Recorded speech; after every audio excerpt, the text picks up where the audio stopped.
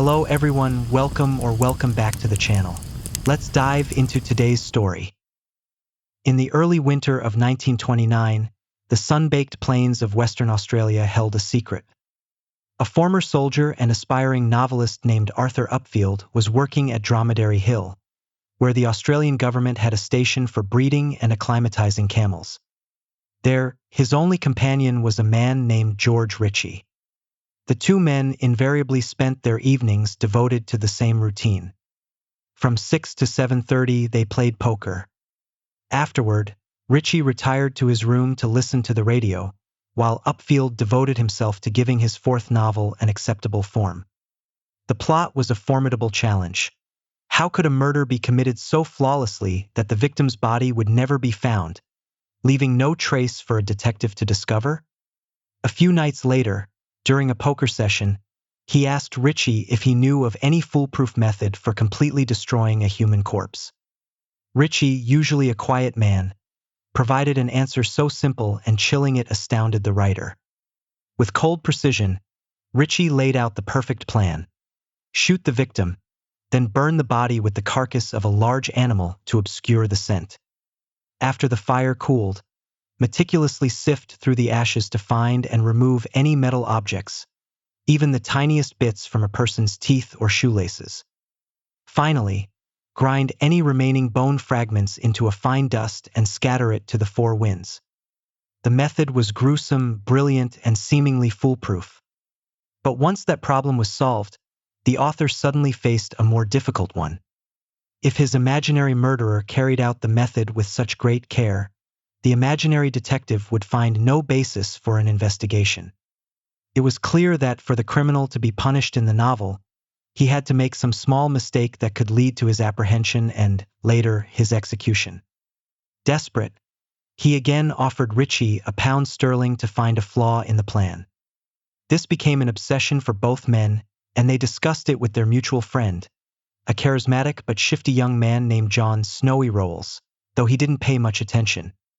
The second problem continued to trouble the novelist and his partner until one day the former finally found the long-sought solution. He reasoned that it would take only a small silver disc that had escaped the criminal's perspicacity during the sifting and crushing of the bones to expose him. In this way, he was able to successfully complete the manuscript of the novel, which gained a certain popularity. That same year, a Canadian named Lewis Carron arrived in the Murchison area, having come from Perth with a friend. He found a job at Widgie Station. In May 1930, Carron disappeared after leaving his job with a check for £25. Carron had kept regular correspondence with his friends, and his disappearance was thus noticed. John Lemon, Carron's close friend, became suspicious when weeks turned into months with no word from the man, who had always written regularly. A friend in New Zealand echoed these concerns and wrote to the police at Mount Magnet, asking whether Carron could be located. The police began investigating the case. Detective Sergeant H. Manning and his team were dispatched from Perth. He was a veteran investigator known for his patience and relentless pursuit of criminals.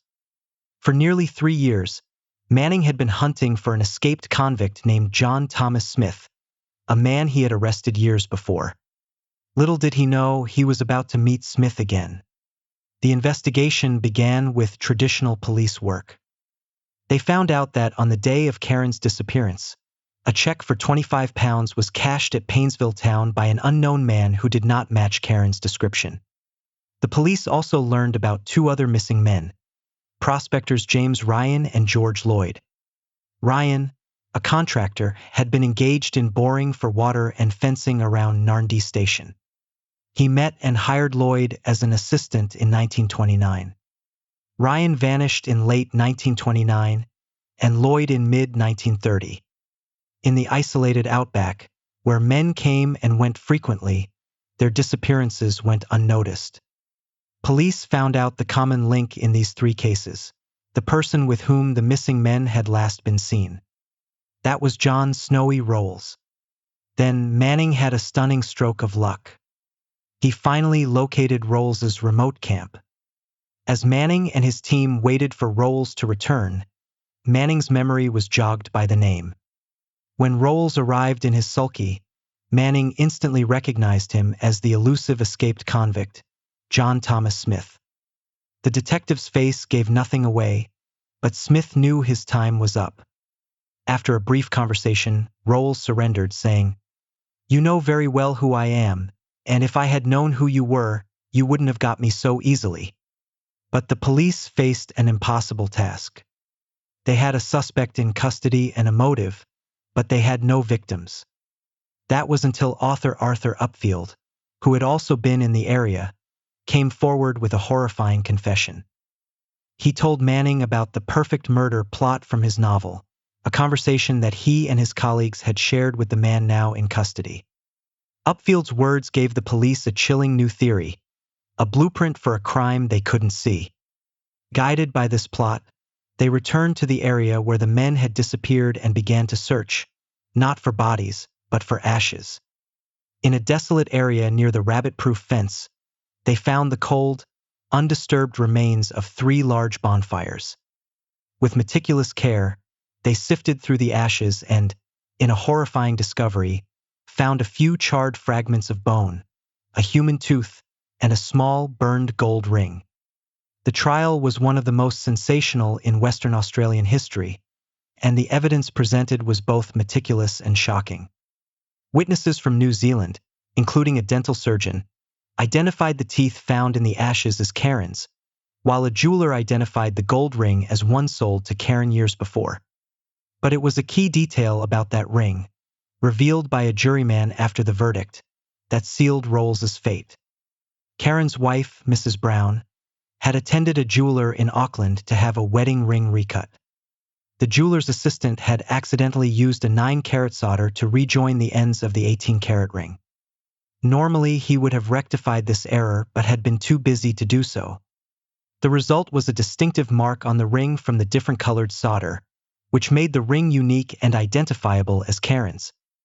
A small, botched repair job became the final, irrefutable proof of a perfect crime. Rowles tried desperately to lie his way out of the charges. He claimed that he and Karen had separated and gone their separate ways. But his story crumbled under cross-examination. A store receipt from Yuanmi proved that Rowles had stayed the night there, a time he claimed he was with Karen. This piece of documentary evidence destroyed his alibi and convinced the jury that Rowles was the last man with Karen. The jury quickly returned a verdict of guilty. Despite a petition for mercy from an organization that claimed Rowles's rough life was an extenuating circumstance, the verdict stood. Rowles was tried only for the murder of Karen. Following the murders of Ryan and Lloyd, Rowles is believed to have strictly followed Upfield's fictional method for the disposal of evidence, leaving a total lack of physical evidence that could be used in a court. In the case of Karen, he had omitted one step that determined his downfall, destroying all metal remains with acid. Before he was hanged, Rowles wrote a final, poignant letter to his parents. In it, he maintained his innocence, claiming, "I am very sorry for his friends and parents, but I can tell you I never took his life." But for the jury, the evidence of the perfect murder, a crime so meticulously planned, was undeniable. Rowles's life, and a story of 3 vanished men, came to a final, tragic end. If you enjoyed the story, please like and subscribe. And remember, darkness is never far away.